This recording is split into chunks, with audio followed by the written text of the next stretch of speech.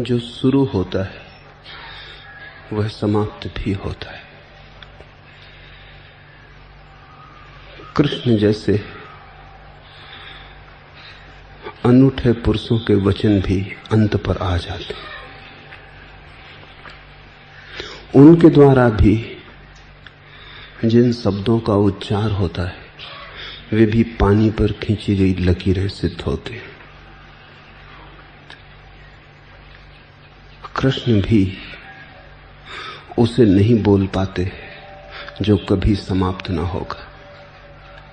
बोलने में वह आता ही नहीं। जो भी बोला जाएगा शुरू होगा, अंत होगा। उसकी सुबह होगी, सांझ होगी, जन्म होगा, मृत्यु होगी। सभी शास्त्र जन्मते हैं और मर जाते हैं, और सत्य तो वह है जो कभी जन्मता नहीं और कभी मरता नहीं। सत्य तो शाश्वत है, शब्द क्षणभंगुर है। शब्दों के क्षणभंगुर बबूलों पर सत्य का प्रतिफलन पड़ जाए, इतना काफी है। तुम्हारे शब्द भी बबूले हैं, कृष्ण के शब्द भी बबूले हैं। दोनों ही मिटेंगे, दोनों ही क्षणभंगुर हैं।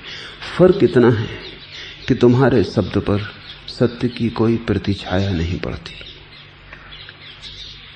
कृष्ण के शब्द पर सत्य की प्रतिछाया पड़ती। जैसे पानी के बबूले पर सूरज झलकता हो, इंद्रधनुष खिंच गया हो बबूले के आसपास, सातों रंग प्रकट हो गए। तुम्हारा बबूला बस बबूला है, खाली। बबूला तो कृष्ण का भी बबूला ही है, पर सत्य की छाया है। तुम्हारी झील में चांद का कोई प्रतिबिंब नहीं, कृष्ण की झील में चांद का प्रतिबिंब है। यद्यपि झील में बने चांद को चांद मत समझ लेना। झील में खोजने मत लग जाना, नहीं तो खोजोगे तो बहुत पाओगे कुछ भी नहीं। चांद झील में नहीं, झील में दिखाई पड़ता है। झील से इशारा सीख लो, झील से समझ लो कि प्रतिबिंब कहां से आ रहा है, इसका मूल उत्स कहां है। फिर झील की तरफ पीठ कर लो और चांद की तरफ यात्रा शुरू कर दो। कृष्ण ने जो कहा है गीता में, उसमें मत उलझ जाना। न मालूम कितने उस अरण्य में उलझे हैं और भटक गए। कितनी टीकाएं हैं कृष्ण की गीता पर। मैं कोई टीका नहीं कर रहा हूं। एक अरण्य खड़ा हो गया है कृष्ण के शब्दों के आसपास। न मालूम कितने लोग जीवन उसी में बिता डालते। वे गीता के पंडित हो जाते हैं, कृष्ण से वंचित रह जाते। गीता थोड़ी ही सार है, वो तो झील में बना प्रतिबिंब है चांद का। समझ लेना इशारा और झील को छोड़ देना, यात्रा बिल्कुल अलग अलग है। अगर झील में छलांग लगा ली और चांद को खोजने के लिए डुबकियां मारने लगे तो तुम टीकाएं ही पढ़ते रहोगे। तब तुम कृष्ण के शब्दों में ही उलझ जाओगे। शब्दों में तो कुछ सार नहीं है। झील में उतरना ही मत। झील ने तो इशारा दे दिया है, ठीक अपने से विपरीत दिखाई तो पड़ता है प्रतिबिंब। झील के भीतर चांद होता है, झील के ऊपर ठीक उल्टा। शब्द को सुन के निशब्द की यात्रा पर निकल जाना ठीक उल्टी यात्रा है। कृष्ण को सुन के गीता में मत फंसना, कृष्ण की खोज में निकल जाना। जहां से उठती है गीता, उस चैतन्य का नाम कृष्ण है। गीता तो शब्द ही है, बड़ा बहुमूल्य शब्द है, पर शब्द ही है। हीरा बड़ा बहुमूल्य पत्थर है, पर पत्थर ही है। और इसलिए गीता का अंत आ जाता है, कृष्ण का तो कोई अंत नहीं। जो है उसका कभी कोई अंत नहीं। सपने ही बनते और मिटते। एक बड़ा प्यारा सपना है गीता। सपने में भी दो तरह के सपने होते हैं। एक तो बिल्कुल ही सपना होता है जिससे यथार्थ का कोई भी नाता नहीं होता, और एक ऐसा भी सपना होता है जिसमें यथार्थ की थोड़ी भनक होती। सपना तो वो भी है, लेकिन यथार्थ की थोड़ी भनक। सपने को छोड़ देना, भनक को पकड़ लेना। वो जो यथार्थ का घुंघरू बज रहा है धीमा धीमा, वो सपने के शोरगुल में उसे ठीक से पकड़ लेना ताकि शोरगुल में ना उलझ जाओ। कृष्ण ने ये गीता कही इसलिए नहीं कि कह के सत्य को कहा जा सकता है। कृष्ण से बेहतर कौन जानेगा कि सत्य को कहकर कहा नहीं जा सकता। फिर भी कहा, करुणा से कहा है। सभी बुद्ध पुरुषों ने इसलिए नहीं बोला है कि बोल के तुम्हें समझाया जा सकता है, बल्कि इसलिए बोला है कि बोल के ही तुम्हें प्रतिबिंब दिखाया जा सकता है। प्रतिबिंब ही सही, चांद की थोड़ी खबर तो ले आएगा।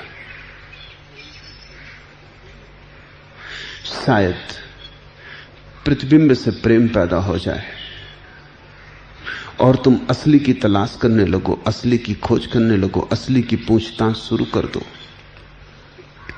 लेकिन अक्सर ऐसा हुआ है कि बुद्ध परसों के वचन इतने महत्वपूर्ण हैं, इतने कीमती हैं, इतने सारगर्भित हैं कि लोग उनमें ही उलझ गए।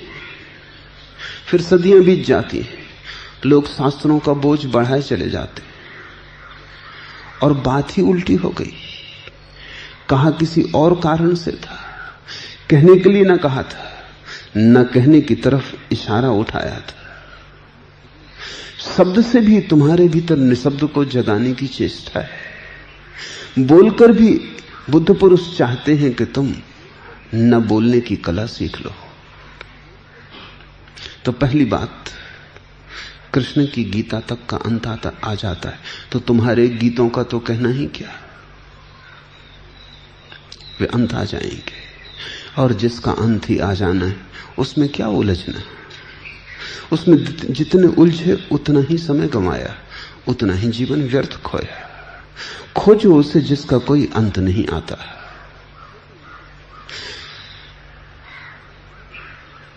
शाश्वत है सत्य।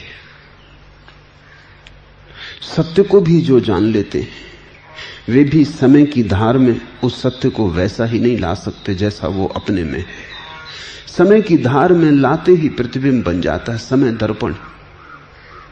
शाश्वत उसमें एक ही तरह से पकड़ा जा सकता है, वो प्रतिबिंब की तरह। इसे थोड़ा समझ लेना। इसलिए मैं कहता हूं गीता तो इतिहास की घटना है, कृष्ण इतिहास की घटना नहीं। कृष्ण तो पुराण पुरुष है, गीता कभी घटी है, कृष्ण कभी घटते, कृष्ण सदा है। ये गीता का फूल तो लगा एक दिन, सुबह खिला, उठा आकाश में, सुगंध फैली, सांझ मुरझाया और गिर गया। अब फिर बहुत नासमझ हैं जो उसी फूल पर अटके बैठे, जिन्होंने उसी फूल पर टीकाएं लिखी, उसी फूल के आसपास सिद्धांतों का जाल बुना है। वो भूल ही गए ये फूल असली बात न थी, ये तो एक चेष्टा थी शाश्वत की, समय की धारा में प्रवेश की, ताकि तुम तक आवाज पहुंच सके। बस ये एक आवाज थी, ये अनंत की पुकार थी कि तुम सुन लो और चल पड़ो। ये कोई घर बना के बैठ जाने का मामला ना था, ये तो एक आवाहन था, एक आह्वान था। लेकिन इस आवाहन को मानकर जाने के लिए तो बड़ी हिम्मत चाहिए। अर्जुन जैसा क्षत्रिय भी बामुश्किल जुटा पाया। जुटाता बिखर जाता, संभालता अपने को चूक जाता। सब तरफ से उसने भागने की कोशिश की, लेकिन कृष्ण मिल जाए तो उनसे कभी कोई भाग पाया है? भागने का उपाय नहीं, इसलिए अर्जुन न भाग पाया, अन्यथा अपनी तरफ से उसने सब चेष्टा की थी, सब तर्क लाया। मनुष्य जाति के इतिहास में उस परम निगूढ़ तत्व के संबंध में जितने भी तर्क हो सकते हैं सब अर्जुन ने उठाए, और शाश्वत में लीन हो गए व्यक्ति से जितने उत्तर आ सकते हैं वो सभी कृष्ण ने दिए। इसलिए गीता अनूठी है, वो सार संचय है, वो सारी मनुष्य की जिज्ञासा, खोज, उपलब्धि सभी का नवनीत है। उसमें सारे खोजियों का सार अर्जुन है और सारे खोज लेने वालों का सार कृष्ण है। कृष्ण कभी घटे समय में इस बात में पड़ना ही मत। ऐसे व्यक्ति सदा हैं, कभी कभी उनकी किरण उतर आती, कहीं से संध मिल जाती। अर्जुन संध बन गया। प्रेमपूर्ण हृदय ही संध बन सकता है। अर्जुन शिष्य ही नहीं है, वस्तुतः तो शिष्य वो था ही नहीं। क्षत्रिय और शिष्य हो जरा कठिन।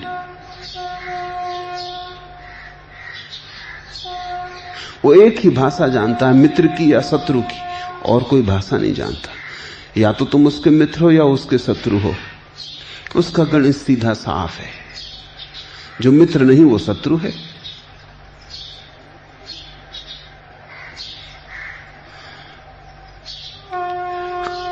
कृष्ण से भी अर्जुन का प्राथमिक नाता मित्र का है। शिष्य तो वो फंस गया। शिष्य होने में तो जैसे उसकी चेष्टा न थी, अनजाने उलझ गए। बात तो उसने ऐसी ही शुरू की थी जैसे मित्र से पूछ रहा हो। इसमें थोड़ा समझ लेने जैसा है। सत्य की खोज की दिशा में एक गहन मैत्री का भाव तो चाहिए ही। शिष्य का भाव तो तुम्हारे बस के भीतर नहीं है, वो गुरु पैदा करेगा। वो तो तुम्हारा अहंकार कैसे शिष्य हो सकता है प्रथम से। वो इतना भी राजी हो जाए कि मित्र होने को तो भी काफी है, इतनी सुविधा दे दे तुम्हें तो भी बहुत है। अर्जुन बात तो शुरू किया था मित्र की तरह से, अंत होते होते शिष्य हो गया। जैसे जैसे पूछा वैसे वैसे मुश्किल में पड़ा। जैसे जैसे पूछा वैसे वैसे कृष्ण का विराट रूप प्रकट होने लगा, जिसको सदा मित्र की तरह जाना था, जिसमें और किन्हीं गहराइयों की खबर ही न थी, जिसमें कभी झांका ही न था, जिसे स्वीकार ही कर दिया था कि अपना मित्र है। ये भी थोड़ा समझ लेना। तुमने जिन्हें मित्र ही समझ लिया है उनके भीतर भी विराट छिपा है। जिनके ऊपरी व्यवहार से ही तुम समाप्त हो गए हो कि तुमने समझ लिया कि परिचित हो गए, गलती मत करना। अगर तुम थोड़े मित्र को संधि दोगे तो तुम वहीं से विराट को पाओगे, वहीं से कृष्ण की किरण उतर आएगी। इसलिए गहन मैत्री में धर्म की शुरुआत होती है। प्रेम में प्रार्थना का प्रारंभ है। प्रेम में ही बीज बोए जाते हैं जो किसी दिन परमात्मा बनते हैं। यह भी समझ लेने जैसा है कि एक गहन सहानुभूति चाहिए तो ही समझ पैदा हो सकती है। एक तरह की विवादग्रस्त मनोदशा से समझ पैदा नहीं हो सकती। अर्जुन ने तर्क तो सब उठाए, पर बड़ा संवादपूर्ण हृदय था। उन तर्कों में कृष्ण को गलत करने की चेष्टा न थी, सिर्फ अपने संशयों का अभिव्यक्ति थी, अभिव्यंजना थी। जब तुम तर्क उठाते हो तो दो तरह से उठा सकते हो।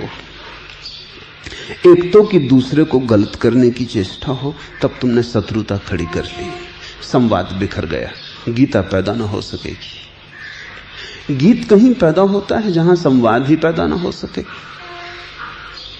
संवाद का स्वर गीत है, संवाद का समस्वर हो जाना गीत है। जहां दो व्यक्ति एक ऐसी समस्वरता में बंध जाते हैं, समाधि की, संगीत की, वहां गीत पैदा होता है। भगवत गीता पैदा हुई, उसमें अर्जुन का हाथ उतना ही है जितना कृष्ण का। न तो अकेले कृष्ण से वो हो सकती थी, न अकेले अर्जुन से हो सकती थी। उन दोनों का समतुल हाथ है, वहीं से गीत जन्मा है।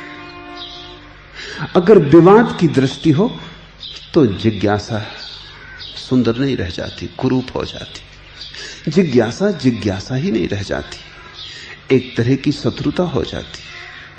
तुम पूछते ही हो गलत सिद्ध करने को, तुम पूछते हो मानकर कि तुम पहले से जानते ही हो। मित्र भी पूछ सकता है, प्रश्न की शब्दावली एक ही जैसी भी हो तो भी कोई भूल नहीं होने वाली। मित्र जब पूछता है तो वो इसलिए नहीं पूछता कि तुम गलत हो, वो इसलिए पूछता है कि मेरे मन में संदेह, तुम तो ठीक ही होगे, मैं ही कहीं गलत हूं, पर ये संदेह मेरे भीतर है, इसका भी मैं क्या करूं। कल एक सन्यासी मेरे पास आए, उनकी आंख में आंसू आ गए और उन्होंने कहा कि कभी कभी आपके संबंध में भी विरोध के विचार पैदा हो जाते, पर आंख में आंसू, पीड़ा है। तब तो ये विरोध का विचार भी अत्यंत प्रेम से भरा है। मैंने उनसे कहा फिर होने दो, फिर कोई चिंता नहीं, आने दो विरोध के विचार को, वो तुम्हें घेर ना पाएगा, तुम उसे जीत लोगे, क्योंकि तुम विरोध में नहीं हो। फिर कोई विरोधी विचार कुछ फर्क नहीं ला सकता। लेकिन तुम अगर विरोध में हो तो विरोधी विचार ना भी हो तो भी क्या फर्क पड़ेगा, विवाद तो खड़ा ही है। अर्जुन के मन में बड़े संदेह थे, कृष्ण गुरु हैं ऐसी भी कोई धारणा न थी, हो भी कैसे सकती है। बड़ी पुरानी तिब्बती कहावत है कि शिष्य गुरु को नहीं खोज सकता, गुरु ही शिष्य को खोजता है। बात कुछ जचती, बेबूझ होती हुई भी जचती है। बेबूझ तो इसलिए कि गुरु क्यों खोजने निकलेगा शिष्य को, उसे क्या जरूरत पड़ी। उसकी भी जरूरत है। वो जरूरत ऐसी ही है जैसे मेघ जब जल से भर जाता है तो बरसना चाहता है, भूमि खोजता है, उत्तप्त भूमि खोजता है। वो जरूरत ऐसी ही है जैसे फूल गंध से भर जाता है तो किन्हीं नासापुटों की प्रतीक्षा करता है। हवा के पंखों पर सवार होकर यात्रा पर निकलता है, खोजने नासापुट। वो जरूरत वैसी ही है जैसे जब रोशनी जलती है, दिया प्रकाश से भरता है तो बरसता है चारों तरफ, बटता है। मोहम्मद ने कहा है कि अगर पहाड़ मोहम्मद के पास ना आएगा तो मोहम्मद पहाड़ के पास जाएगा। जल से भर गया मेघ खोजता है उत्तप्त हृदय को। बेबूझ इसलिए कि हम सोचते हैं गुरु को क्या पड़ी है, और बेबूझ इसलिए भी कि शिष्य की ही तलाश है तो शिष्य को ही खोजना चाहिए। लेकिन फिर भी कहावत सही है, शिष्य खोजेगा कैसे, उसके पास मापदंड कहां, उसके पास क्या है निकस, कैसे कसेगा, क्या है कसौटी, कैसे करेगा स्वीकार कौन गुरु है, किन चरणों में झुकेगा, किस सहारे झुकेगा, कौन सा हिसाब है उसके पास। गुरु को जानता तो नहीं, पहचान तो कोई भी नहीं। इस अज्ञात मार्ग पर कैसे निर्णय करेगा कि यहीं छोड़ दूं, कर दूं समर्पण इन्हीं चरणों में, हो जाऊं यहीं निछावर, बस अब आगे कोई मंजिल नहीं, आ गया घर। ऐसा कैसे प्रतीति होगी उसे। गुरु एक दूसरे जगत में रहता है, वो यहां दिखाई पड़ता है, यहां होता नहीं। उसका शरीर यहां होता है, उसका स्वयं का होना तो बहुत दूर होता है। वो तो ऐसे वृक्ष की तरह है जिसकी जड़ें जमीन में गड़ी और शाखाएं प्रशाखाएं आकाश को छू रही। उसके पैर ही यहां हैं, इसलिए तो हम गुरु के पैर छूते हैं, क्योंकि उससे ज्यादा हम पहचान कैसे पाएंगे। गुरु का पैर छूना बड़ा प्रतीकात्मक है। हम ये कह रहे हैं कि तुम्हारे पैर ही इस संसार में हमें मिल सकते, इससे ज्यादा तो हम तुम्हें यहां न पा सकेंगे। इन पैरों के पार तो तुम किसी और लोक में हो। बस तुम्हारे हम टटोल के पैर भी पालें तो मार्ग मिल गया, राह मिल गई। फिर हम तुम्हें खोज ही लेंगे, सहारा मिल गया, एक सूत्र हाथ में आ गया। फिर हो तुम कितनी ही दूर, यात्रा हो कितनी ही लंबी, लेकिन अब भरोसे से हम इस धागे के सहारे चल लेंगे। लेकिन कैसे पहचानोगे चरणों को, कैसे पहचानोगे गुरु की उपस्थिति को? इसलिए कहावत बेबूझ होती हुई भी ठीक है कि गुरु ही खोजता है। इसके पहले कि तुम गुरु को चुनो, गुरु तुम्हें चुन लेता है। इसके पहले कि तुम उसकी तरफ चलो, उसकी पुकार तुम्हारे हृदय को खींचने लगती।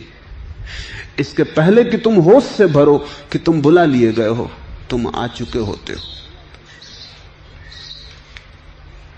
अर्जुन को पता ही नहीं कैसे सारा खेल हो गया है, कैसे उसने कृष्ण को अपना सारथी चुन लिया है, कैसे कृष्ण सारथी होकर उसके रथ पर सवार होकर इस महाभारत के युद्ध में आ गए, कैसे अनायास किसी और को पास न पाकर कृष्ण से वो पूछ बैठा है। कोई और था भी नहीं जिससे पूछे, मजबूरी थी, जैसे वो अपने से ही बोला हो। सारथी भी था मौजूद, इसलिए सारथी को पूछ लिया है। और एक अनंत यात्रा शुरू हो गई। अनजाने में, अंधेरे में उसकी शुरुआत है, जैसे बीज अंधकार में जमीन के फूटता है। उसे पता भी नहीं होता कहां जा रहा है। अंकुर को पता भी कैसे होगा कहां जा रहा हूं? उसने पहले तो कभी आकाश देखा नहीं, उसने पहले तो कभी हवाओं में झोंके नहीं लिए, उसने पहले तो कभी सुबह की धूप में झपकी नहीं ली। वो जागा ही नहीं, बाहर आया ही नहीं, बीच में बंद था। ये तो पहली ही बार यात्रा हो रही। तोड़ता है जमीन की परतों को, बिल्कुल नाजुक कोमल अंकुर कठोर पृथ्वी को तोड़ के बाहर आ जाता है। कोई अज्ञात पुकार है, जैसे सूरज ही उसे खींचता हो जमीन के बाहर कि आओ, कि जैसे हवाएं उसे बुलाती हूं और वो रुक ना पाता हो। अवस खिंचा हुआ चला आया है। धीरे धीरे चीजें साफ होती हैं, धीरे धीरे आकाश में उठता है और आश्वस्त होता है। अर्जुन को पता नहीं वो क्यों पूछने लगा है, अर्जुन को पता नहीं क्यों उसने सारथी बना लिया है, कृष्ण को क्यों सारथी से पूछ रहा। ये सब हुआ है। अर्जुन की तरफ से ये सब अंधकारपूर्ण है, कृष्ण की तरफ से ये सब साफ साफ है। अर्जुन को ख्याल ही है कि उसने चुन लिया है कृष्ण को, कृष्ण ने ही उसे चुना है। अर्जुन को ख्याल है कि उसने प्रश्न उठाए, कृष्ण ने ही उसे उकसाया है। अर्जुन को ख्याल है कि वो जिज्ञासा कर रहा है, कृष्ण ने ही उसे अतृप्त किया है। अगर तुम मेरी बात समझो तो यह भी हो सकता था कि कृष्ण की जगह अगर और कोई सारथी होता तो अर्जुन को ये प्रश्न भी न उठे होते, ये जिज्ञासा भी न जगी होती। ये कृष्ण की मौजूदगी में फूटता हुआ अंकुर है। संभावना भीतर थी, अन्यथा पत्थर को थोड़ी सूरज तोड़ लेगा, बीज को ही तोड़ सकता है।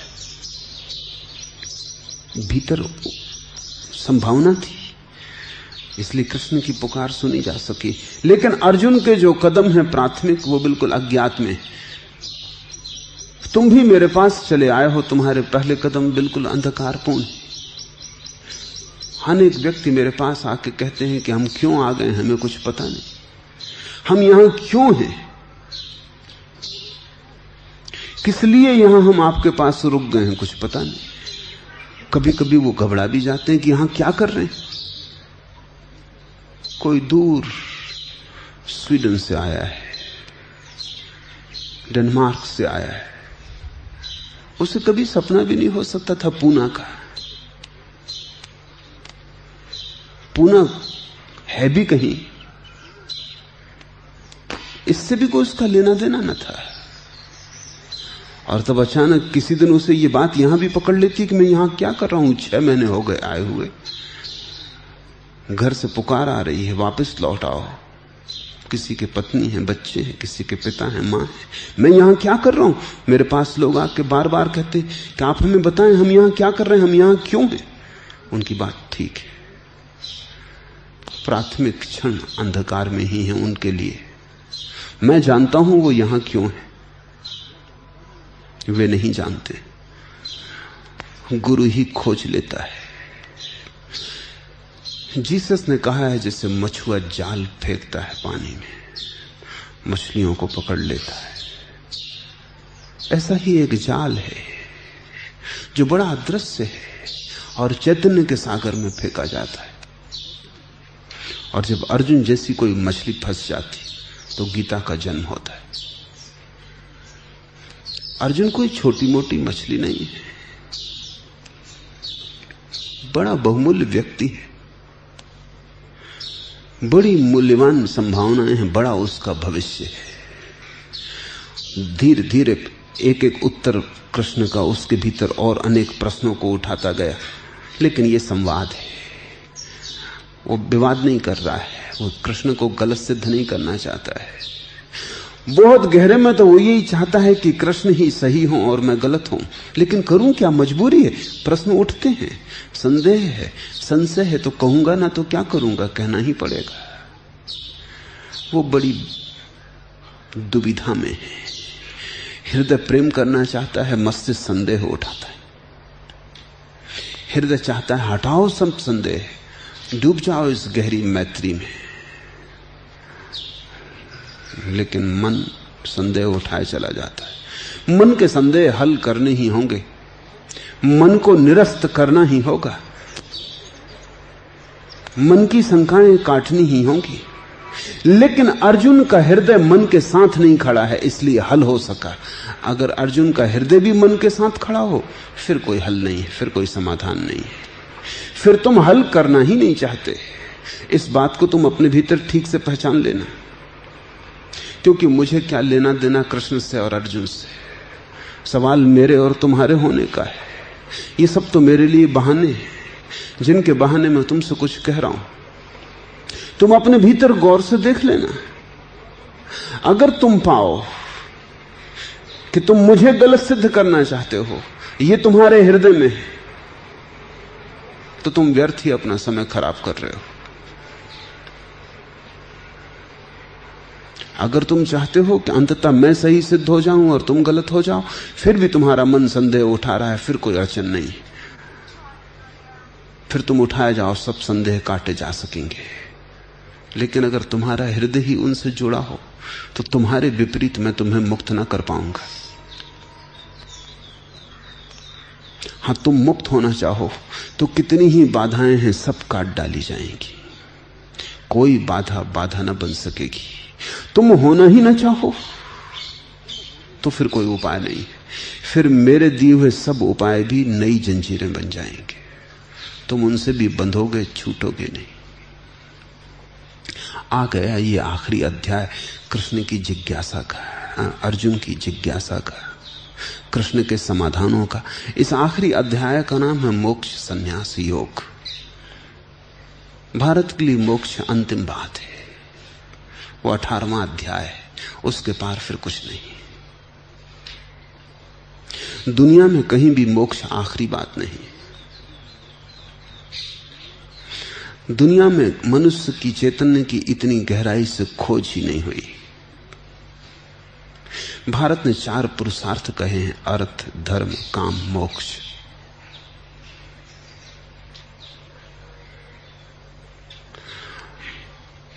अधिक संस्कृतियां बहुत अगर ऊंची उठी तो धर्म तक जाती। अब ये बड़े मजे की बात है, मोक्ष धर्म के भी पार है।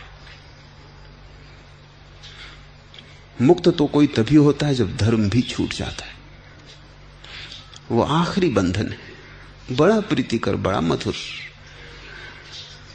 मगर वो भी बंधन है। अगर तुम हिंदू हो, मोक्ष दूर है अभी। अगर मुसलमान हो तो मोक्ष भी दूर है, धर्म तक आ जाओगे। हमने उसे तीसरा ही पड़ाव कहा है, मंजिल नहीं। मोक्ष तो तब है जब धर्म भी छूट गया, शास्त्र भी छूट गए, शब्द भी छूट गए, तुम्हें पता ही ना रहा कि तुम कौन हो। कोई आइडेंटिटी, कोई तादाद में ना रहा। कोई तुमसे पूछे तो तुम हंसोगे, कुछ भी ना कह पाओगे, हिंदू की, मुसलमान की, जैन की, बौद्ध। और एक गहरे अर्थ में तुम सभी हो गए। मंदिर भी तुम्हारा, मस्जिद भी तुम्हारी, गुरुद्वारा भी तुम्हारा, और न कोई गुरुद्वारा रहा तुम्हारे लिए, न कोई मस्जिद रही, न कोई। कुरान भी गई, गीता भी गई, वेद भी गए, बाइबल भी गई, और एक अर्थ में सब घर आ गया। वेद भी तुम्हारा, बाइबल भी तुम्हारी, गीता भी तुम्हारी। तुम अब बंधे ना रहे, तुम पार हो गए, एक अतिक्रमण हुआ। मोक्ष बड़ी अनूठी बात है, वो पूर्वीय धारणा है। दुनिया की कोई जाति उतनी ऊंची नहीं गई। ज्यादा से ज्यादा ऊंची जातियां धर्म तक गई, जो उतने भी नहीं जा सके वो काम तक गए। अर्थ काम, काम यानी वासना, सेक्स। अधिक लोग काम तक ही जा पाते हैं। जो उनसे भी नीचे हैं, वैसे भी बहुत लोग हैं, बड़ी संख्या है उनकी, जिनके लिए अर्थ ही सब कुछ है, धन। अब ये थोड़ा सोचने जैसा है। जिसके जीवन में धन ही सब कुछ है, वो काम वासना वाले व्यक्ति से भी निम्न चेतना दशा का है, क्योंकि धन तो मुर्दा है। काम वासना कम से कम प्राकृतिक तो है, जीवंत तो है। धन तो जोड़ता नहीं, तोड़ता है। धन तो शोषण है, धन तो हिंसा है। प्रेम कम से कम जोड़ता तो है, किसी से भी जोड़ता है। एक स्त्री से, एक पुरुष से, परिवार से कोई संबंध तो बनाता है। काम वासना में कुछ सेतु तो है, धन में तो कोई सेतु नहीं है। इसलिए धन का दीवाना किसी से भी नहीं जुड़ता। उसके आसपास कोई जगह नहीं होती जहां से तुम संबंध बना लो। वो संबंधों से डरता है, क्योंकि संबंध बने कि झंझट आई, कहीं उसका धन न मांगने लगो। संबंध बने तो कुछ खर्च भी करना पड़ेगा। संबंध बने तो तुम्हें उसने निकट लिया। निकट डर है, क्योंकि तिजोरी के पास आ रहे हो, तुम्हारा हाथ उसकी जेब में जा रहा है, इतने पास वो किसी को भी ना लेगा। सबसे निम्नतम चेतना है जिसका लक्ष्य जीवन में अर्थ है। धन, मकान, वस्तुएं, वो निम्नतम चेतना है। और वो संस्कृति निम्नतम है जो अर्थ पर पूर्ण हो जाती है। उसके ऊपर काम है, कम से कम दूसरे से जुड़ने की थोड़ी संभावना है, द्वार खुला है। कोई बहुत बड़ा द्वार नहीं, बड़ा क्षुद्र द्वार है, लेकिन है।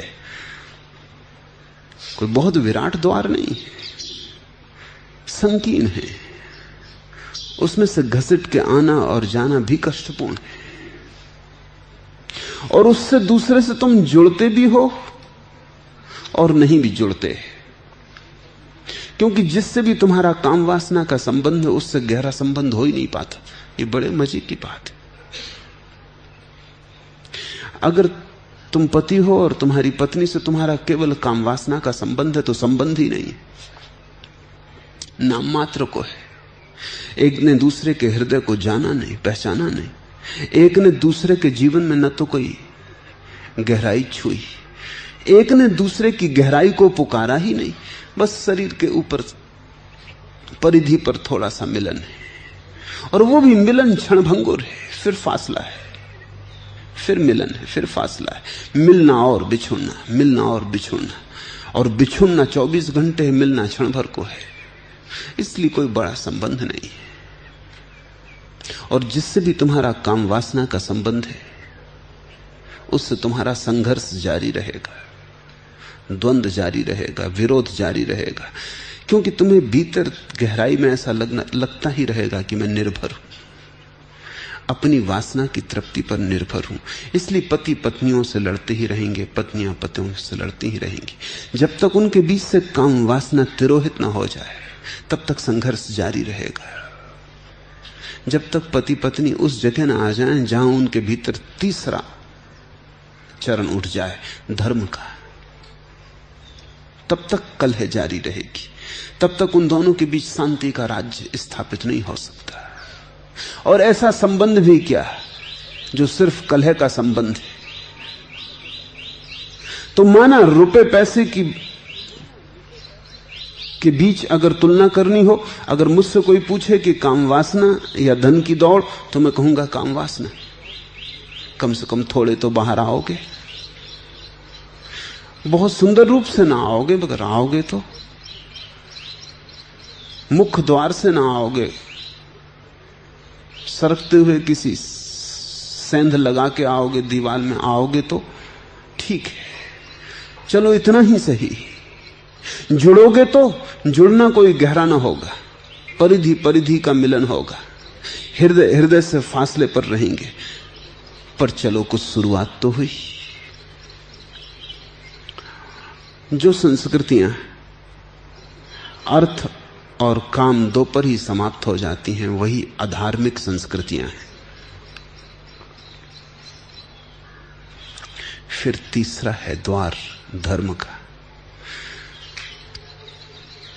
धर्म तुम्हें खोलता है, तुम्हें तुम्हारे शरीर के ऊपर उठाता है और कहता है तुम शरीर ही नहीं हो, तुम्हें चैतन्य बनाता है, तुम्हें चैतन्य की पहली गंध देता है, चैतन्य का पहला स्वाद देता है। फिर तुम धर्म से जुड़ते हो जब, तब बड़ी और ही बात हो जाती है। जब पति पत्नी ऐसी जगह आ जाते हैं जहां उनके बीच नाता वासना का नहीं, काम का नहीं, धर्म का हो जाता है, तभी प्रेम पैदा होता है। प्रेम धर्म की छाया है। धार्मिक व्यक्ति के आसपास प्रेम बरसता है। तुम फर्क समझ सकते हो, काम वासना से भरे व्यक्ति के पास तुम एक तरह की दुर्गंध पाओगे, धर्म से भरे व्यक्ति के पास तुम एक तरह की सुगंध, एक ताजगी, सुबह की ओस की ताजगी, नए ताजे फूलों की गंध पाओगे। जब धार्मिक व्यक्ति तुम्हारी आंखों में देखेगा तो तुम्हारे भीतर आश्वासन का जन्म होगा, भय का नहीं। काम वासना से भरा हुआ व्यक्ति तुम्हारी आंखों में देखेगा तो तुम भयभीत होगे, तुम जाओगे। वो तुम्हारे शरीर के पीछे है, तुमसे उसे कोई प्रयोजन नहीं, तुम हो या नहीं इससे कोई अर्थ भी नहीं। उसका रस तुम्हारी देह में, बस देह से ज्यादा उसकी गहराई नहीं। धर्म प्रेम तक ले जाएगा, और धर्म तुम्हें एक से नहीं जोड़ेगा, बहुतों से जोड़ देगा। काम तुम्हें एक से जोड़ेगा और बहुतों से तोड़ देगा। काम का संबंध ईर्ष्या का, वैमनस्य का, प्रतिस्पर्धा का संबंध है।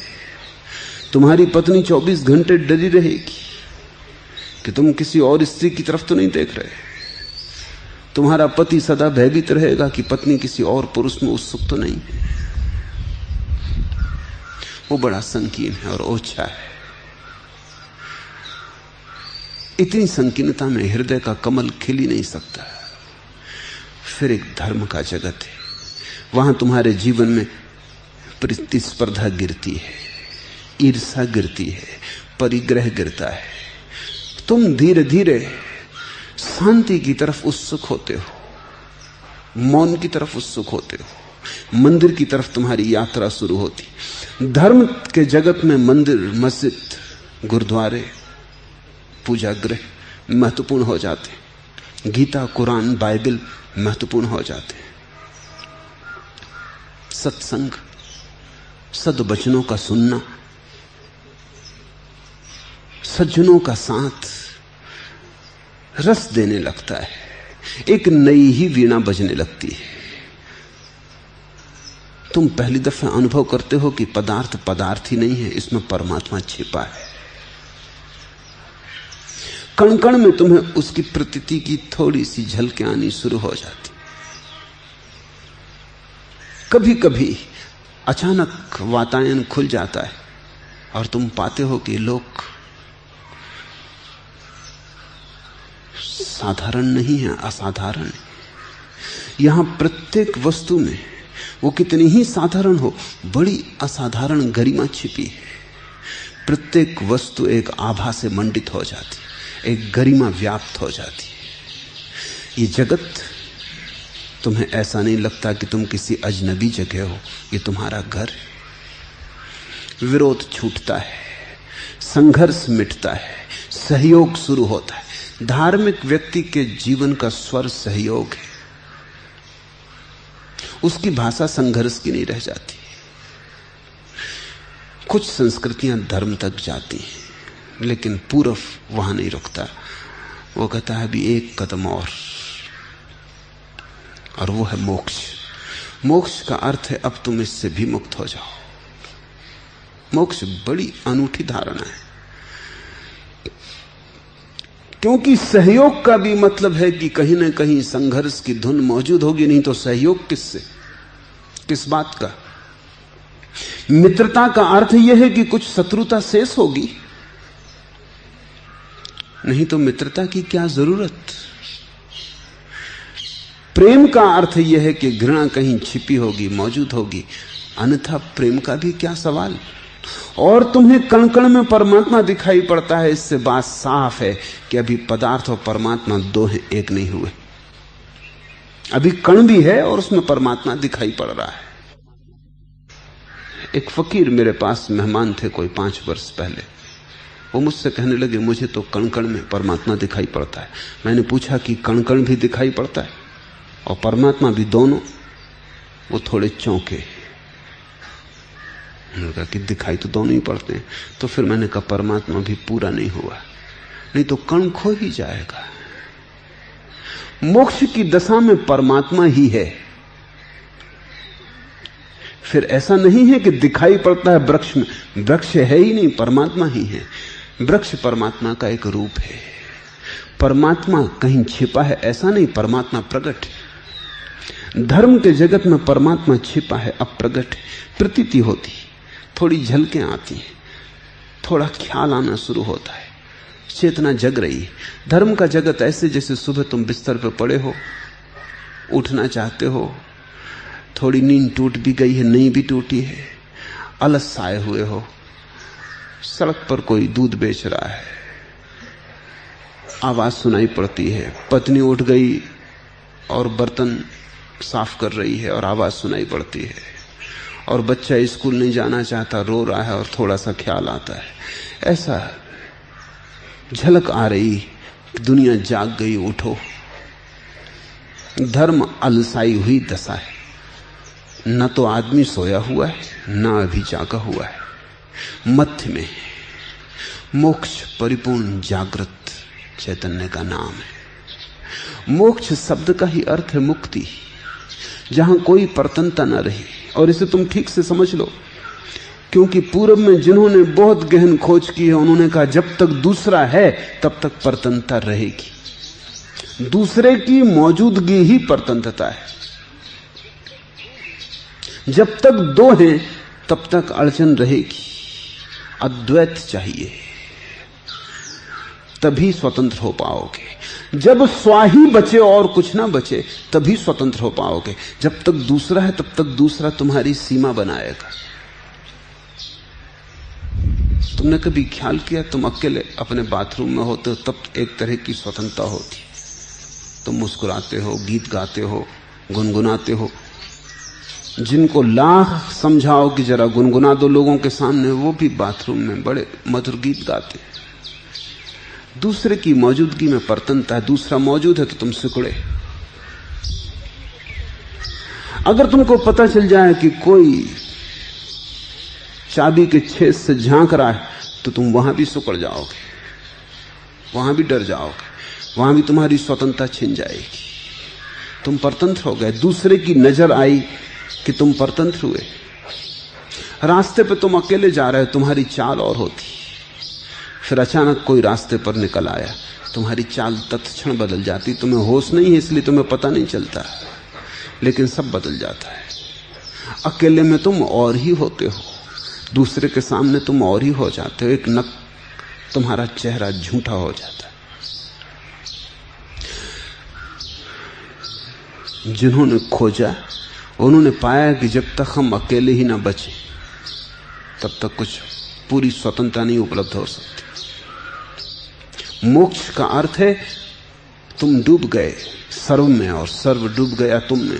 बूंद गिरी सागर में, सागर गिरा बूंद में, अब कोई दूसरा ना रहा, दुई मिट गई। अब ऐसा नहीं कि परमात्मा दिखाई पड़ता है कहीं, अब परमात्मा ही है देखने वाला और दिखाई पड़ने वाला। इसलिए कुछ ज्ञानियों ने तो परमात्मा को भी इंकार कर दिया, क्योंकि उससे दुई पता चलती। महावीर ने कहा कौन परमात्मा, कैसा परमात्मा? आत्मा ही परमात्मा है। इसे तुम ठीक से समझना, ये महाज्ञान का शब्द है। ना समझे कि महावीर नास्तिक। बुद्ध ने इंकार ही कर दिया, परमात्मा से ही नहीं आत्मा से भी, कि कौन? क्योंकि जब भी तुम कुछ कहो, कोई भी शब्द उपयोग करो, हर शब्द दूसरे की मौजूदगी को पैदा करता है। अगर तुम कहो आत्मा है तो उसका अर्थ यह हुआ कि तुम आत्मा को भिन्न कैसे करोगे, अनात्मा भी होगी। जब तुम कहते हो प्रकाश है, तुमने अंधकार स्वीकार कर लिया। जब तुम कहते हो परमात्मा है, तब तुमने संसार स्वीकार कर लिया। जब तुम कहते हो मोक्ष है, तो तुमने बंधन स्वीकार कर लिया। इसलिए बुद्ध ने कहा कि न तो कोई आत्मा है, न कोई परमात्मा है, न कोई मोक्ष। ये परम मोक्ष की अवस्था है, ये परम मुक्ति है, ये निर्वाण है, और यही लक्ष्य है। ठीक ही है कि 18वां अध्याय मोक्ष संन्यास योग। मोक्ष है परम लक्ष्य, संन्यास है मार्ग उस परम लक्ष्य को पाने का। मोक्ष को पाना है, संन्यास से पाया जाता है, और कोई पाने का उपाय नहीं। अकेले होना है, इतने अकेले हो जाना है कि सब तुम में समाहित हो जाए। तो इसकी यात्रा का प्रस्थान बिंदु संन्यास है। पूर्व की दो ही खोज, मोक्ष गंतव्य, संन्यास मार्ग। सिकंदर शिष्य था प्लेटो का।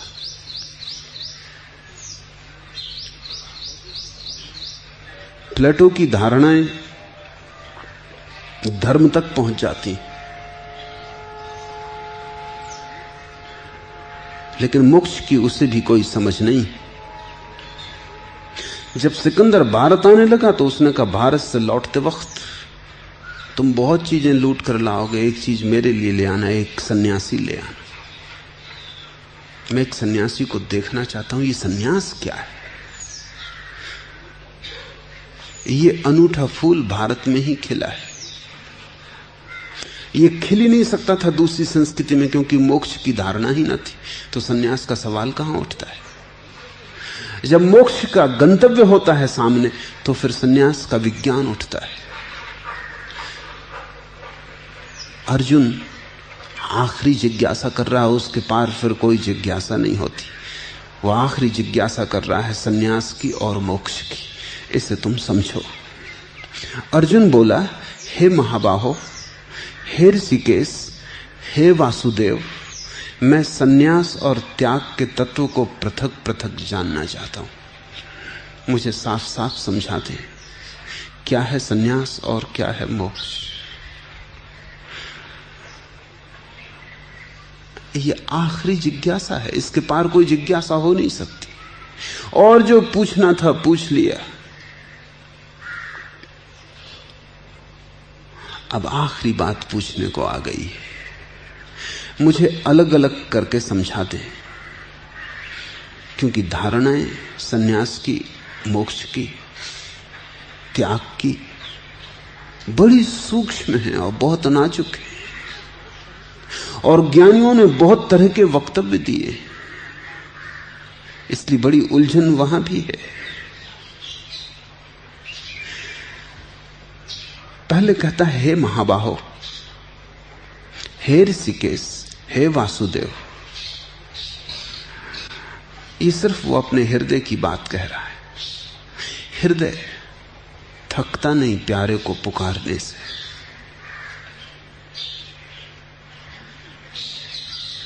तीन तीन बार दोहराता है।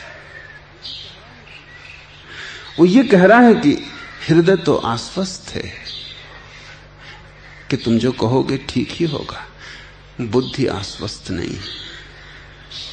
पहले हृदय को रख देता है सामने। पुरानी परंपरा थी कि जब तुम गुरु के पास जाओ तो पहले चरण छुओ, फिर पूछो। वो केवल इतना ही कहना था कि ऐसे तो चरणों में झुका हूं, आप जो कहेंगे वो ठीक ही होगा, उसमें गलत होने का कोई सवाल नहीं है। लेकिन मैं अबुद्धि हूं और मेरी बुद्धि में भी बहुत सी चिंतनाएं चलती हैं। तो चरण में झुकना प्रतीक है कि संवाद की तैयारी है, सुनने को राजी हूं, श्रावक बनने को आया हूं, विवाद की उत्सुकता नहीं है। तब पूछता है शिष्य, हे महाबाहो, हे ऋषिकेश, हे वासुदेव, मैं सन्यास और त्याग के तत्व को पृथक पृथक जानना चाहता हूं।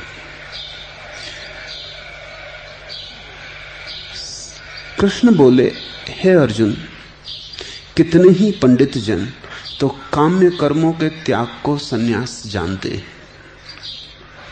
और कितने ही विचक्षण पुरुष सब कर्मों के फल के त्याग को त्याग कहते हैं, तथा कई मनीषी ऐसा कहते हैं कि कर्म सभी दोष युक्त हैं, इसलिए त्यागने के योग्य। और दूसरे विद्वान ऐसा भी कहते हैं कि यज्ञ, दान और तपरूप कर्म त्यागने योग्य नहीं। पंडित का अर्थ उस दिन कुछ और था, आज कुछ और है। पंडित का अर्थ उन दिनों प्रज्ञावान पुरुष था, जिसने जाना है। आज पंडित का अर्थ होता है शास्त्रज्ञ, जो शास्त्र को जानता है। इन दोनों में बड़ा फर्क हो गया है। आज पंडित शब्द तो निंदित है। किसी को पंडित कहने का अर्थ यह है कि वो कुछ नहीं जानता, कोरा पंडित, शब्दों की भरमार है, अनुभव से खाली है। उन दिनों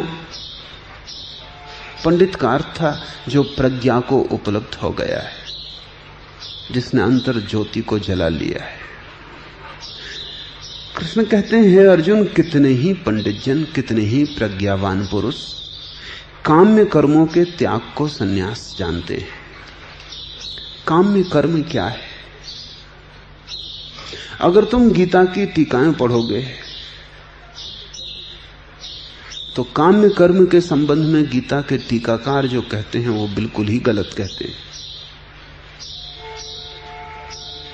गीता के सभी टीकाकार ये मानकर चलते हैं कि काम्य कर्म वे कर्म हैं जो वेद विहित करने योग्य,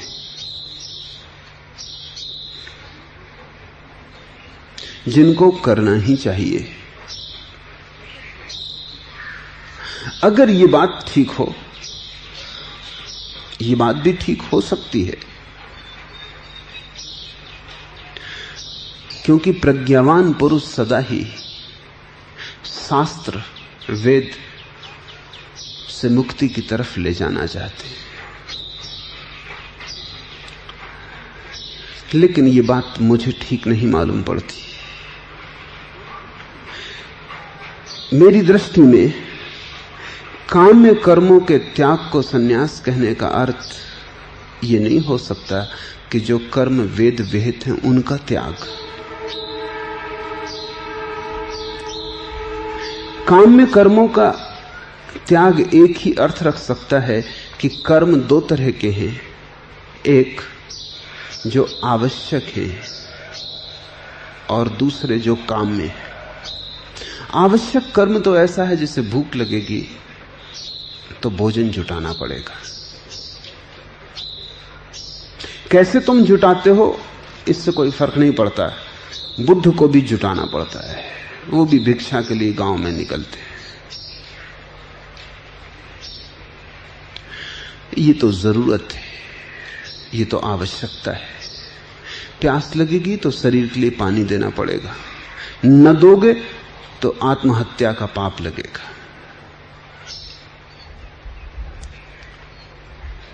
वर्षा है, छप्पर खोजोगे। धूप घनी है तो बुद्ध भी छायापूर्ण वृक्ष के नीचे बैठते। ये काम में कर्म नहीं है, ये अनिवार्य कर्म है। इनका तो त्याग कोई प्रज्ञावान पुरुष नहीं कहता। काम में कर्म वो है जो वासनाजन्य है। जैसे बड़ा मकान चाहिए, जरूरत शायद ना भी हो, सिर्फ अहंकार की आकांक्षा हो, क्योंकि छोटे मकान में छोटा अहंकार लग सकता है, बड़े मकान में बड़ा अहंकार लग सकता है।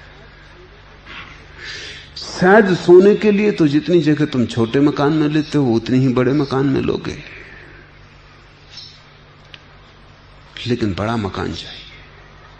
लोग बड़ा मकान जिंदा में भी नहीं चाहते, मर के भी चाहते। सम्राट तो अपनी कब्र भी पहले से बनवा रखते, क्योंकि पीछे क्या भरोसा, लोग बड़ी कब्र बनाए ना बनाए, तो अपनी कब्र पहले ही बना रखते।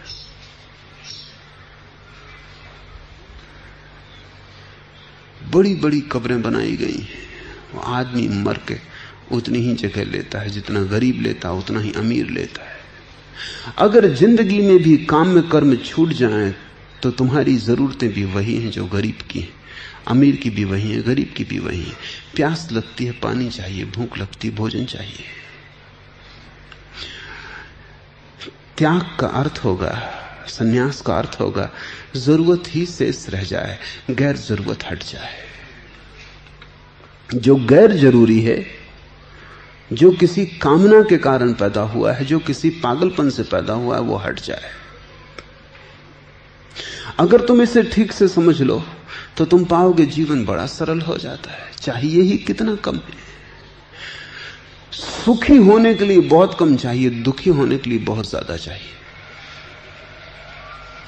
दुख छोटे से नहीं होता, दुख के लिए बड़ा विराट आयोजन चाहिए। अगर निश्चिंत रहना हो बड़े थोड़े में हो जाता, लेकिन चिंता चाहिए हो तो थोड़े में नहीं होता। उसके लिए सिकंदर बनना जरूरी है। इसलिए तुम जितना इकट्ठा करते जाओगे उतना ही पाओगे कि दुखी और चिंतित होते जाते हो। फिर भी गणित तुम्हारी समझ में नहीं आता। तुम सोचते हो शायद थोड़ा और ज्यादा हो जाए तो फिर सुखी हो जाऊंगा, और ज्यादा हो जाता और दुखी हो जाते हो। वही मन जो तुम्हें यहां तक ले आया कहता है अब और थोड़ा कर लो तो बिल्कुल सुखी हो जाओगे, और ऐसे वो तुम्हें लेता चलता है। अगर तुम गौर से देखोगे तो तुम पाओगे जब तुम्हारे पास कम था तब तुम सुखी थे। सभी को ऐसा लगता है कि बचपन में सुख था। उसका कुल कारण इतना है कि बचपन में तुम्हारे पास कुछ भी नहीं था, कोई परिग्रह नहीं था। कुल कारण इतना है कि तुम्हारी जरूरतें भर जरूरतें थी। भूख लगती थी, भोजन कर लेते थे, प्यास लगती थी, पानी पी लेते थे, फिर खेलने बाहर निकल जाते थे, थक गए तो घर आके सो जाते थे। कुछ भी न था, मालकियत कोई भी न थी। छोटे बच्चों को गौर से देखो, रंगीन कंकड़ पत्थर उन्हें इतना आनंदित कर देते हैं जितने हीरे जवाहरात भी तुम्हें न कर सकेंगे। तितलियों के पंख बीन लाते हैं और घर ऐसे आते हैं जैसे कि सम्राट होकर चले आ रहे हैं। उनके खीसों में हाथ डालो, कंकड़ पत्थर सीप न मालूम क्या क्या तुम पाओगे। रात भी उनसे निकालो तो उनका मन नहीं होता। वो कहते हैं कि रहने दो, वो उनका धन है, तुम्हें पता नहीं, तुम उनका धन ले रहे हो। बड़े सरल, छोटा सा सब कुछ है, बहुत है, पर्याप्त है। फिर जैसे जैसे तुम्हारे पास चीजें आनी शुरू होती, जिस दिन बच्चे के मन में मालकियत का स्वर उठता है उसी दिन चिंता शुरू हो जाती है। उसी दिन बचपन समाप्त हो गया, बच्चा मर गया। अब कोई और दूसरा प्रविष्ट हो गया। अब ये दौड़ चलेगी मरते दम तक, और जिंदगी भर बार बार तुम्हें याद आएगी कि बचपन बड़ा सुखी था। ज्ञानी पुरुष कहते हैं बच्चे जैसे ही जियो। जरूरत की चीज चाहिए, निश्चित चाहिए। उसके लिए जो कर्म करना पड़े उसके त्याग को कोई भी नहीं कहता, लेकिन जो व्यर्थ की कामनाएं, उनकी पूर्ति के लिए जो कर्म किए जाते हैं वो छोड़ दो। मुझसे लोग कहते हैं समय नहीं ध्यान के लिए। कर क्या रहे हो 24 घंटे? बहुत काम का जाल है। ध्यान ही आखिर में काम आता है, सब किया हुआ व्यर्थ हो जाता है। जिसने जीवन में थोड़े से क्षण ध्यान के पा लिए वही बचाए हुए सिद्ध होते हैं, बाकी सब नाली में बह गया, कुछ काम का नहीं आता। लेकिन व्यर्थ को हम करने में संलग्न हैं, सार्थक को करने के लिए समय नहीं। कृष्ण कहते हैं कितने ही पंडितजन काम में कर्मों के त्याग को संन्यास कहते हैं। ये एक दृष्टि है, ये एक मार्ग हुआ संन्यास तक पहुंचने का। और कितने ही विचक्षण पुरुष सब कर्मों के फल के त्याग को त्याग कहते हैं, लेकिन कृष्ण कहते हैं ऐसे भी विचक्षण पुरुष हैं। जीवन सुंदर है इसीलिए कि यहां बड़े भिन्न होने के उपाय। यहां अगर गुलाबी गुलाब के फूल होते तो बड़ी ऊब पैदा कर देते। यहां हजार हजार तरह के फूल हैं। तो कृष्ण कहते हैं वे जो कहते हैं प्रज्ञावान पुरुष हैं वे भी कि काम में कर्म छोड़ दो, पर ऐसे विचक्षण पुरुष भी जो कहते हैं कुछ छोड़ने की जरूरत नहीं, केवल फल का त्याग कर दो। इनको विचक्षण कहते हैं। वो कहते हैं इनको बड़ी अनूठी दृष्टि उपलब्ध हुई। इनकी दृष्टि अनूठी है, साधारणता समझ में ना आएगी। पहले तरह के जो पुरुष हैं उनकी बात साधारणता समझ में आ जाती है, अड़चन नहीं है। जरूरत का काम करो, गैर जरूरत का छोड़ दो, सीधा गणित है। इसलिए पहले तरह के पुरुषों का भारी प्रभाव पड़ा है। महावीर, बुद्ध, सभी पहली तरह के पुरुष हैं। दूसरी तरह के प्रश्न तो कृष्ण हैं, जनक हैं, वो बड़े विचक्षण लोग हैं। वो कहते हैं कुछ छोड़ने की जरूरत नहीं, छोड़ना पकड़ना क्या है, सिर्फ फल त्याग कर दो। वो कहते हैं फल की भर आकांक्षा ना हो, फिर तुम्हें राज्य भी बनाना है तो बनाए चले जाओ, कोई हर्जा नहीं। फल की आकांक्षा ना हो, पाने का कोई ख्याल ना हो। बहुत कठिन है, लेकिन तुम्हें भी लगेगा कि बात तो दूसरी ठीक है। इसलिए नहीं कि दूसरी ठीक लगती, दूसरी ठीक लगेगी कि उसमें कामना को बचा लेने का उपाय लगता है। उसमें लगता तो फिर कोई हर्ज ही नहीं। जब जनक भी ज्ञान को उपलब्ध हो गए राजमहलों में रह के, तो हम भी हो जाएंगे। मगर तब तुम चूक जाते हो। तुम अगर काम वासना के कारण सोच रहे हो कि दूसरी बात सरल है, तो तुम गलती में पड़ रहे हो। दूसरी बात पहली से ज्यादा कठिन। जिस काम की वासना चली गई हो उसको न करना बहुत आसान है। सिर्फ फल त्याग करना बहुत कठिन है। उसका मतलब है आधे का त्याग और आधे का जारी रखना। उसका अर्थ यह हुआ कि काम तो वैसा ही करना जैसे सांसारिक लोग कर रहे हैं, लेकिन बिल्कुल विभिन्न दृष्टि से करना। दुकान चलाना, लेकिन लाभ की भावना न रखनी। इससे सरल है दुकान छोड़ के पहाड़ भाग जाना, क्योंकि उसमें मामला बिल्कुल साफ है। दुकान करनी तो दुकान करो, पहाड़ जाना है पहाड़ चले जाओ। लेकिन दूसरे जो विचक्षण पुरुष हैं वो कहते हैं दुकान पे ऐसे बैठो जैसे पहाड़ पर बैठोगे। ये जरा सूक्ष्म है, ज्यादा नाजुक है, इसमें खतरा है। खतरा यह है कि कहीं तुम दुकान पर बैठे ऐसे न रहो जैसे दुकान पर दूसरे लोग बैठे, और ये भ्रांति बना लो कि हम पहाड़ पर हैं। हमारा कोई फल इच्छा थोड़ी है, हमारी कोई फल की आकांक्षा थोड़ी, हम तो ये कर्तव्य बस किए चले जा रहे हैं और भीतर फल की इच्छा है। तुम सारी दुनिया को धोखा दे सकते हो, लेकिन अपने को कैसे दोगे? और असली सवाल अपना है। अपने भीतर तुम जरा भी देखोगे तो साफ पाओगे कि धोखा दे रहे हो, क्योंकि काम फल तुम्हारे भीतर गूंजता ही रहेगा। वस्तुतः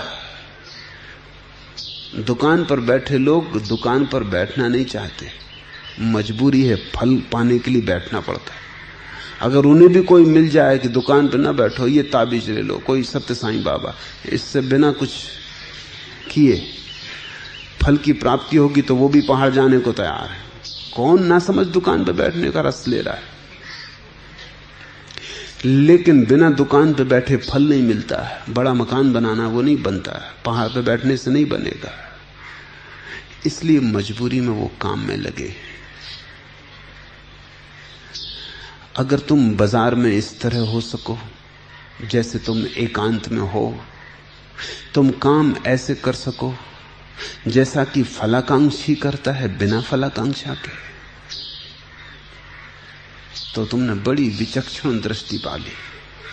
तब कुछ छोड़ने की जरूरत नहीं। तब तो इतना ही समझना काफी है कि फल उसके हाथ में है, कर्म मेरे हाथ में है। करना मुझे है, फल देना न देना उसकी मर्जी। फिर जो वो तुम्हें दे दे तुम उससे ही तृप्त हो, न दे तो न देने से तृप्त हो, छीन ले छिन जाने से तृप्त हो। फिर तुम्हारी तृप्ति को कोई नहीं तोड़ सकता। इसको तुम कसौटी समझ लो। अगर तुम्हारी तृप्ति में अंतर पड़ता हो, दुकान में लाभ होता हो, तो तुम्हारे पैर जरा तेजी से प्रसन्नता से चलते हो, तुम तृप्त मालूम होते हो। हानि होती हो तो तुम उदास हो जाते हो, दीनहीन हो जाते हो, पैर लथड़ाने लगते हैं। तो फिर मत समझना कि तुमने फलाकांक्षा का त्याग कर दिया है। बुद्ध और महावीर का मार्ग सरल है, जनक और कृष्ण का बहुत कठिन है। इसलिए वो कहते हैं कोई विचक्षण पुरुष, कभी कभी कोई ऐसा बहुत अनूठा व्यक्ति ही इसको साध पाता है कि महल में बैठा है और उसे पता ही नहीं कि ये महल है, कि हीरे जवाहरातों से घिरा है, लेकिन घिरा हो न घिरा हो सब बराबर है।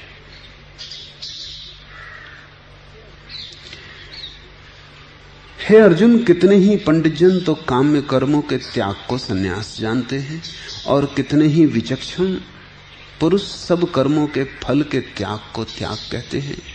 तथा कई मनीषी ऐसा कहते हैं कि कर्म सभी दोष युक्त हैं, इसलिए त्यागने के योग्य। ऐसा भी एक वर्ग है मनीषियों का, जानने वालों का, जो कहता है सभी कर्म त्यागने योग्य।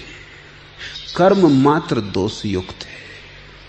तुम जो भी करोगे उसमें ही दोष लगेगा। श्वास भी लोगे तो भी हिंसा होती है। पानी भी पियोगे तो पानी के कीटाणु मरेंगे। भोजन करोगे हिंसा होगी। चलोगे, पैर रखोगे, छोटे जीवाणु दबेंगे और हत्या होगी। तो ऐसे भी मनीषी हैं जो कहते हैं कि कोई भी कर्म करोगे दोष लगेगा ही, इसलिए अकर्म को उपलब्ध हो जाओ, कर्म करो ही मत, और धीरे धीरे कर्म त्याग करते जाओ। और अंतिम लक्ष्य वो है जहां तुम ऐसी घड़ी में पहुंच जाओ जहां कोई भी कर्म ना होता हो, तभी तुम मुक्त हो सकोगे। वे भी ठीक कहते हैं। कृष्ण एक गहन समन्वय है। उन्होंने भारत में जो भी जाना था तब तक उस सभी को गीता में समाविष्ट कर लिया है। उनका किसी से कोई विरोध नहीं है। वो सभी के भीतर सत्य को खोज लेते। इसलिए गीता सार ग्रंथ है। वेद को अगर भूल जाओ तो चलेगा, क्योंकि जो भी वेद में सार है वो गीता में आ गया। महावीर विस्मृत हो जाएं चलेगा, क्योंकि महावीर का जो भी सार है वो गीता में आ गया। सांख्य शास्त्र न बचे चलेगा, गीता में सारी बात महत्व की आ गई है। अगर भारत के सब शास्त्र खो जाएं तो गीता पर्याप्त है। कोई भी प्रज्ञावान पुरुष गीता से फिर से सारे शास्त्रों को निर्मित कर सकता है। गीता में सारे सूत्र हैं, तो गीता निचोड़ है। गीता अकारण ही करोड़ों लोगों के हृदय का हार नहीं हो गई है, अकारण ही नहीं हो गई है। जब पहली दफा जर्मनी के एक बहुत बड़े विचारक शापनहार ने गीता पढ़ी तो उसने सिर पर रखी और नाचने लगा। शापनहार को किसी ने कभी नाचते नहीं देखा था। वो बहुत गंभीर चित्त आदमी था, नाचना जसता ही नहीं था उसको। उसका पूरा दर्शन ही उदासी दुखवाद है। वो कहता है हंसी की तो कोई सुविधा ही नहीं जगत में। वो नाचने लगा। उसके पास बैठे मित्रों ने कहा तुम पागल हो गए शापनहार, क्या कर रहे हो? उसने कहा कि ऐसा ग्रंथ कभी देखा नहीं जिसमें सब आ गया। ऐसा ग्रंथ कभी देखा नहीं जिसमें सभी विरोधों के बीच सामंजस्य हो गया, जिसमें किसी का खंडन नहीं किया गया है और सभी को स्वीकार कर लिया गया है। हिंदुओं ने ऐसे ही कृष्ण को पूर्ण अवतार नहीं कहा है। महावीर थोड़े अधूरे लगते, एकांगी मालूम होते, और अगर सभी महावीर हो जाएं तो संसार को बड़ा धक्का लगेगा, भारी नुकसान होगा। फिर आगे महावीर होने की भी संभावना खत्म हो जाएगी। नहीं, महावीर इक्के दुक्के ठीक, नमूने की तरह अच्छे, लेकिन सभी जगह वही खड़े हो जाएं, जहां निकलो वहीं वही खड़े, बहुत घबराने वाला हो जाए। नमक की तरह ठीक, पूरा भोजन महावीर का नहीं हो सकता। इसलिए मैं निरंतर कहता हूं जैन कोई संस्कृति पैदा नहीं कर पाए। वो कर नहीं सकते क्योंकि नमक से कहीं पूरा भोजन बना। जैन केवल एक विचारिक समाज रह गया, एक विचार का समूह रह गया। संस्कृति नहीं है जैनों के पास। अगर तुम जैनियों से कहो, जैसा मैंने कहा लेकिन कोई जवाब नहीं देता, अगर तुम उनसे कहो कि 2500 वर्ष महावीर के पूरे हो गए, तुम बड़ा शोरगुल मचा रहे हो, जगह जगह आयोजन, सभा, समारंभ, तुम एक काम करके दिखा दो, एक जैन बस्ती बसा के दिखा दो जिसमें सब जैन हो, तो हम मान लेंगे कि तुम्हारे पास कोई संस्कृति। तुम नहीं बचा सकते, क्योंकि चमहार कौन होगा, भंगी कौन होगा, खेती कौन करेगा। इसलिए जैन कभी समाज भी नहीं बन पाए, संस्कृति भी नहीं बन पाए। वो हिंदुओं की छाती पे बैठे रह गए। उनका अपना कोई आधार नहीं है जमीन में।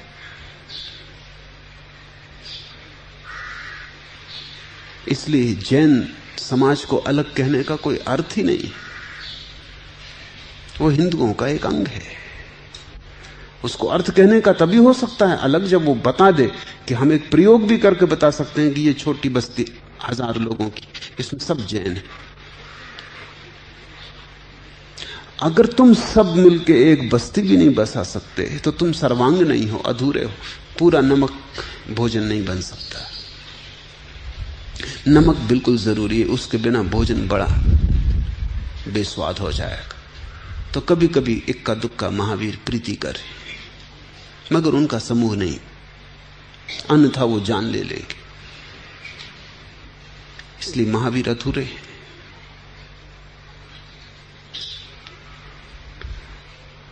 बुद्ध अधूरे हैं। यद्यपि महावीर से ज्यादा क्षमता है बौद्धों की। उन्होंने समाज बना के बता दिए, उन्होंने संस्कृति संभाल के बता दी, लेकिन उनको समझौते करने पड़े। इसलिए अगर बुद्ध वापस लौटे तो जापान, चीन, बर्मा या श्याम, अनाम बौद्धों के जो मुल्क हैं वो किसी को बुद्ध नहीं कहेंगे, क्योंकि उन्होंने इतने समझौते कर लिए जिसका हिसाब नहीं। वो बुद्ध की पूरी शुद्धता ही खो गई।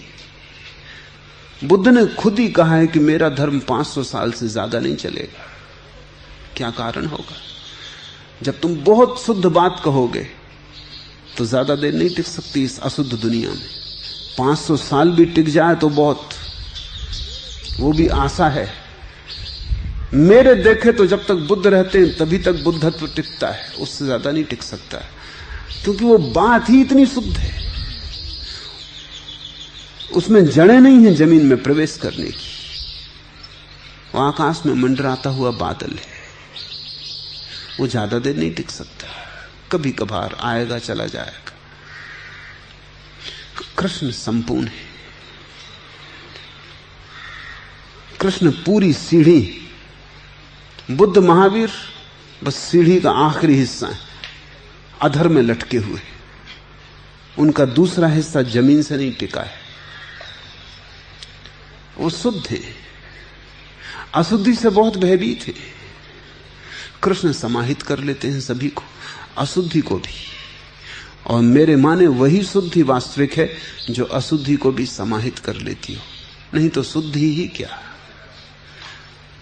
जो अशुद्धि को भी न पी जाए वो शुद्धि क्या। वो अमृत अमृत नहीं है जो जहर को न पी जाए। अगर जहर से अमृत नष्ट होता हो तो जहर से कमजोर हो उसकी क्या कीमत। वो जहर को पी ले और अमृत बना दे। कृष्ण ने सारी दृष्टियों को समाहित कर लिया और बिना किसी अड़चन के। जो कहते हैं कि काम्य कर्मों का त्याग संन्यास है, वो भी पंडित जन है, वो भी जानने वाले लोग हैं, मगर उनकी जानना भी एक दृष्टि है, एक अंग है, एक ढंग है, वो भी अधूरा है। फिर ऐसे विचक्षण पुरुष हैं जो कहते हैं कर्म फल का त्याग ही त्याग है, वो भी ठीक ही कहते हैं। फिर ऐसे मनीषी हैं जो कहते हैं सभी कर्म दोषयुक्त हैं, महावीर यही कहते हैं कर्म मात्र दोषयुक्त है, इसलिए त्यागने योग्य है, वो भी ठीक कहते हैं। वे भी मनीषी हैं, उन्होंने भी बड़ा जाना है, ऐसे ही नहीं कह दिया है। और दूसरे विद्वान भी हैं जो कहते हैं यज्ञ दान और तपरूप कर्म त्यागने योग्य नहीं है। एक और वर्ग है चौथा, वो भी बुद्धिमानों का है, वो भी नासमझों का नहीं है। वो कहते हैं कि 3 तरह के कर्म त्यागने योग्य नहीं है, यज्ञ दान और तप। तपरूप कर्म वे हैं तुमने जो जो गलत किया है उसे काटने के लिए किए जाते हैं। कांटा लग गया है तो एक और कांटा खोजना पड़ता उसे निकालने को, नहीं तो लगे कांटे को कैसे निकालोगे। गलत कर्म तुमने किए हैं तो उनको निकालने के लिए तुम्हें दूसरे शुभ कर्म करने पड़ेंगे। वे भी कर्म मगर करने पड़ेंगे क्योंकि गलत कर्म तुम कर चुके हो। तुमने किसी को गाली दे दी, अब माफी मांगनी पड़ेगी ताकि सब संतुलित हो जाए। गाली से जो असंतुलन पैदा हुआ था वो भी कर्म था, माफी मांगना भी उसी तरह कर्म है। दोनों में वाणी का उपयोग हुआ है, दोनों में मुंह का उपयोग हुआ है, लेकिन माफी मांगनी पड़ेगी ताकि संतुलन आ जाए। तपरूप कर्म का अर्थ है संतुलन लाने वाले कर्म, जिनसे जीवन संतुलित होता है। तुमने बहुत अपराध किए हैं, थोड़ी सेवा भी करो। तुमने बहुत चूसा है, विसर्जित भी करो। तुमने बहुत छीना है, बांटो भी। नहीं तो यह होगा कि अब तक तो काफी छीना, लूटा, दुख दिया, और अब अचानक तुमको यह दर्शन साथ समझ में आ गया कि सब कर्म त्याज्य। अब तुम कुछ भी नहीं करते, तुम बैठ गए, तो वो जो कांटे लगे हैं वो लगे रह जाएंगे, वो छिदे रह जाएंगे। उन्हें काटो, उन्हें निकालो। उनके लिए तपरूप कर्म। तुमने जो जो छीना है, जहां जहां हिंसा हुई है, जहां जहां शोषण हुआ है और निरंतर हुआ है, सारे जीवन की यात्रा शोषण ने, हिंसा की है। दान करो, बांट दो, जहां से लिया है वहां लौट जाने दो ताकि संतुलन आ जाए। और यज्ञ, यज्ञ उस कर्म का नाम है जो तुम अपने लिए नहीं करते, जो तुम समष्टि के लिए करते हो, जो तुम अपने लिए नहीं करते, सबके लिए करते हो। यज्ञ वैसा विराट कर्म है जिसमें तुम्हारी अपनी कोई स्वयं की आकांक्षा नहीं। जो स्वयं की आकांक्षा से किया जाए वो यज्ञ नहीं है, सबके लिए करते हो। समझो, तुम एक अस्पताल बनाते हो, वो यज्ञ रूप हो जाता है। तुम अकेले ही थोड़ी उसमें बीमार पड़ के इलाज करवाओगे, सभी के काम आएगा। तुम एक विद्यापीठ बनाते हो, तुम्हारे बच्चे ही थोड़ी उसमें पढ़ेंगे, सबके बच्चे उसमें पढ़ेंगे। जो कर्म सिर्फ स्वार्थ के लिए नहीं किए जाते, वे सभी यज्ञ रूप हैं। स्वार्थ के लिए तुमने बहुत कर्म किए, अब तुम थोड़े परार्थ के कर्म करो। कृष्ण कहते हैं ऐसे भी विद्वान हैं जो कहते हैं यज्ञ, दान और तपरूप कर्म त्यागने योग्य नहीं, बाकी सब कर्म त्यागने योग्य। ये 4 दृष्टियां हैं, चारों सही हैं और चारों तरह के लोग मिल जाएंगे जिनके लिए ये सही है। इसलिए तुम इसकी बहुत फिक्र मत करना कि कौन सही है, तुम ज्यादा इसकी फिक्र करना कि मेरे साथ किस विचार का तालमेल बैठता है। गीता तो ऐसे है जैसे केमिस्ट की दुकान होती है, उस पर लाखों दवाइयां हैं, वो सभी काम की हैं, इसीलिए हैं। तुम कोई भी दवाई उठा के मत ले आना, तुम अपने प्रिस्क्रिप्शन को ले जाना, वो जो डॉक्टर ने लिख के दिया है। तुम्हारे योग्य कोई दवा होगी, सभी दवाएं तुम्हारे योग्य न होंगी। गीता भारत की खोजी गई सभी औषधियों का संग्रह है, उसमें से तुम चुन लेना, उसमें तुम्हें जो मौजू लगे, उसमें तुम्हें जो सत्य रूप लगे। सभी सत्य रूप है, पर तुम्हें जो सत्य रूप लगे तुम उसे आत्मसात कर लेना, तुम उससे यात्रा पर निकल जाना। और सभी मार्ग वहीं पहुंचा देते हैं। मंजिल तो एक है, मार्ग अनेक है। दृष्टि साफ हो तो किन्हीं भी मार्गों से चल के आदमी वहीं पहुंच जाता। तुम बैलगाड़ी से चलो, थोड़ी देर ज्यादा लगेगी। तुम ट्रेन से चलो, थोड़े जल्दी आ जाओगे। कुछ लाभ ट्रेन के हैं, कुछ लाभ बैलगाड़ी के हैं, कुछ हानियां बैलगाड़ी की, कुछ हानियां ट्रेन की। बैलगाड़ी से चलोगे तो गति तो नहीं होगी, लेकिन अनुभव ज्यादा होगा। गति तो बहुत धीमी होगी, लेकिन पहाड़, पर्वत, नदी, नाले सभी को तुम देखते जीते हुए आओगे। ट्रेन से चलोगे जल्दी पहुंच जाओगे, लेकिन इतनी तेजी से निकलती रहेगी ट्रेन की, बस झलक मिलेगी पहाड़ की, नदी की, पहाड़, नालों की। हवाई जहाज से आओगे कोई झलक भी नहीं मिलेगी। यहां बैठे नहीं कि उतरने का समय आ जाए। चाय पी पाओगे ज्यादा से ज्यादा। और अब और द्रुत वेग के यान बनते जा रहे हैं, जिनमें तुम पट्टी बांध पाओगे और खोल पाओगे और पहुंच जाओगे। अनुभव से वंचित हो जाओगे। राह का भी बड़ा आनंद है। मेरे एक मित्र, वो हमेशा पैसेंजर गाड़ी से ही चलते हैं। धनी है पर बड़े समझदार हैं। दिल्ली पहुंच सकते हैं घंटा भर में। जहां रहते हैं वहां से हवाई जहाज की भी सुविधा है, मगर वो जाते हैं ट्रेन में। और पैसेंजर कई जगह बदलते, 3 दिन लग जाते हैं दिल्ली पहुंचने में। एक दफा मुझे अपने साथ ले लिए। मैंने कहा ये मामला क्या है, चलो मैं भी चलूं। निश्चित वो आनंद लेते हैं राह का। उनको एक एक स्टेशन की गतिविधि पता है, कहां रसगुल्ले अच्छे बनते हैं, कहां अच्छे बनते हैं। बड़ा भोगते हैं मार्ग को। वो दुख पाते ही नहीं पैसेंजर में। हर स्टेशन पर उतरते हैं, स्टेशन मास्टर से मिलाते हैं, कुलियों से पहचान, जिंदगी भर वो उसी रास्ते पर 3-3 दिन यात्रा करते रहे हैं अनेक बार। वो कहते हैं तो अपना इतनी जल्दी क्या, जाना कहाँ है? वो भी ठीक कहते हैं, राह भी अपना आनंद लिए, फिर राहें भी अलग अलग है, मंजिल एक है। तुम अपना रस पहचानना, अपना भाव समझना और राह चुन लेना। कृष्ण सभी राहें बता देते हैं, फिर वो अपना भाव भी बता देंगे कि उनका भाव क्या है, उनकी क्या दृष्टि है। ऐसे तो उन्होंने अपनी दृष्टि कह ही दी।